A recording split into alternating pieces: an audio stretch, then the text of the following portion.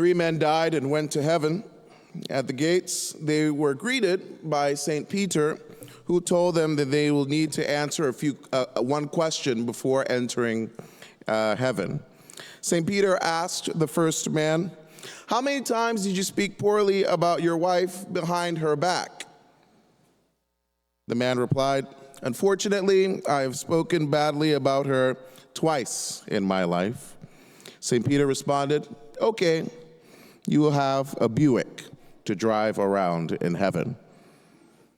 St. Peter asked the second man, "How many times did you speak poorly about your wife behind her back?" The man replied, "Only once in a moment of weakness." St. Peter responded, "Okay, you will have a nice BMW for you here in heaven." St. Peter asked the third man, "How many times did you speak poorly about your wife behind her back?" And the man smiled and said, "Never did I speak poorly about my wife behind her back." St. Peter gave him a high five and responded, "Well done. You will have a brand new Ferrari waiting for you so you can drive when you're in heaven. Welcome to the kingdom." The men went through the gates, entered their new cars, and drove away. A few minutes later, the man in the Ferrari, the man who did not speak poorly about his wife at all, he stopped at an intersection, he got out of his car, and he started crying. A few people approached him, trying to comfort him, and asked, "What's wrong, sir? You have the nicest car in town." Crying, the man replied, "I just saw my wife skating on a skateboard."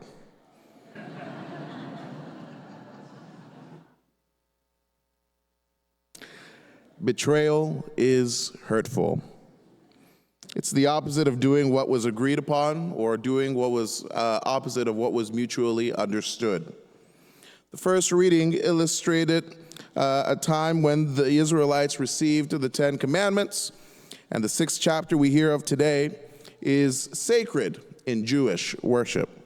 It's called the Shema, where they are called to hear. This call to obedience is an instruction, reminding them of their obligation to hear the instruction of the Lord, because obeying it will bring about many blessings. The Lord made a pact with his children, and as you know, his children would break this covenant by worshiping other gods and committing sin. In other words, they betrayed God. Now, this is not too foreign to what we do now, right? We are called to love the Lord with all our hearts and with all our being and with all our strength. However, we allow the distractions in life to be our God. We allow what our neighbor is doing to be our God. We allow our curiosities to be our God. We allow what someone else is wearing at Mass to be our God. We allow the shortcomings of other people to be our God. We allow money, cars, clothes, and properties to be our God. We allow our children to be our God. How, you might ask? By coddling them and giving them everything that they tell you that they need. We allow people to be our God. We allow our work or our service to be our God, when in fact there is only one God. And when we do those things, we suffocate our relationship with this same one God. So who will bring us back to God forever? Who is the perfect offering for our transgressions? It is none other than Jesus Christ, who makes himself available, the same Jesus Christ that the Jews still wait for. However, they wait for a king to restore them. You and I wait the fullness of a kingdom that exists right here and right now, a kingdom that we've been invited to by a king who intentionally modeled for us the way to live and how to love. Now, the Israelites could not conceive of a God who entered humanity. He did not only show us who he is, but he also reminds us of what we are meant to be. Consequently, you and I can't say that Jesus is not here because he is present in the good times and bad, most especially in the peace that we receive every now and again.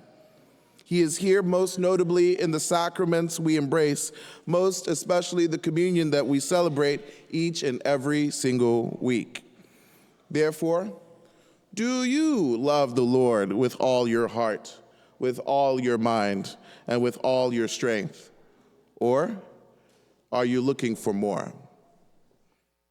We hear in the gospel today the way to live according to our nature, to love God and to love our neighbor as we love our own very self. But how can you love your neighbor when you don't love yourself? You'd be stuck judging, criticizing, condemning others for their actions, thinking that they are no more than what they do because deep down inside, we don't see ourselves as more than what we do or more than our own actions, be it good or bad. Friends, one cannot give what they do not have, meaning you cannot give love if you do not have love. And if you do not have love to give or share, it's because you have not made yourself available enough to the only one that can give it, to God. I must confess sometimes that I tell individuals, you don't love the Lord as much as you should. And many may respond, well, I pray the rosary, I come to Mass, I help out the poor, but if God is more than what we can imagine, of course we don't love him as much as we should, because there's always room to grow. That statement is not pointing a finger, but more so an invitation to allow the Lord to reveal himself to us, that we may fall all the more in love with him and in union with him. Because loving the Lord is more than just doing the things that we think are holy and religious.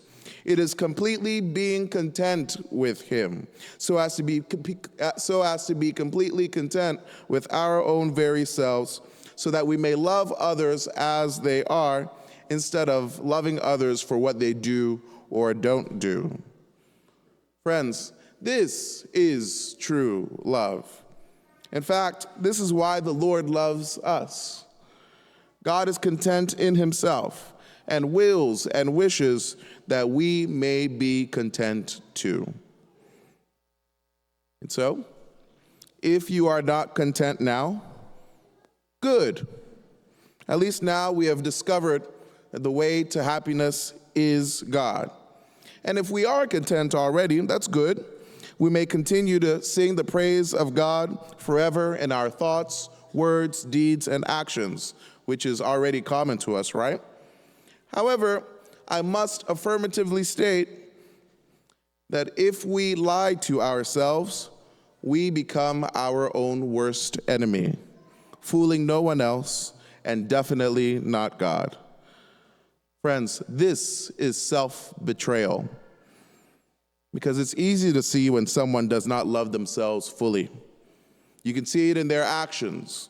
You can see it in their goals. You can see it in how they treat others and how they even treat themselves. Today, the Lord calls us to embrace his love, to embrace his security, that we are fooled by nothing, but led by true peace.